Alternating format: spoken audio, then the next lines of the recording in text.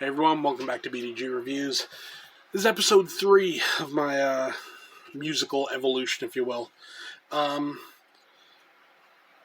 going to call this continuing down the rabbit hole, because that's essentially what I'm doing now. I got like the heavier type stuff I was getting into, so we'll continue that trend. One, not so much, but the others, really kind of get into it. First up, Guns N' Roses, Appetite for Destruction. Everyone knows this album. It's like the quintessential hard rock album. You know, what was neat about this is for one, they were a band that swore. Up until this point, everything I'd listened to, had been pretty much, safe for work. Guns N' Roses weren't. They were willing to swear in their music, and, at the time, as a kid, this was a real eye-opener. I think I was about 8 when I got into Guns N' Roses, and it was awesome. So, Guns N' Roses led directly on to Metallica. So, yeah. I know what you're thinking. Metallica aren't exactly... They are what they are, Their early stuff was good, later stuff not so good, but that's just kind of, par for the course, right? So, let me just move that there. Obviously, I'm showing off the Creeping Death single, because that's the only thing I own on vinyl. Everything else is on CD. I'm fine with that. It was good to see, this was the heavy and the speed that I was looking for. Between this and, Slayer with, Seasons in the Abyss and, especially South of Heaven. I really like South of Heaven. This was kind of like my musical renaissance. This is where things started to really kick off, and I really, Metallica was the first real heavy band at the time. So that, obviously take that for what you will.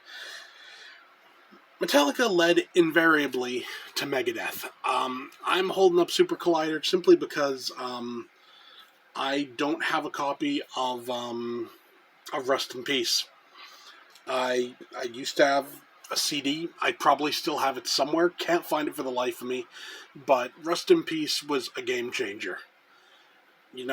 There was all the speed and aggression of Metallica, but turned up a little bit higher. And also you had a vocalist who wasn't necessarily the greatest vocalist, but for what he was singing was perfect. So Megadeth, honestly, to this day, Megadeth is the band I've seen live most. I've seen them, I think it's 6 times.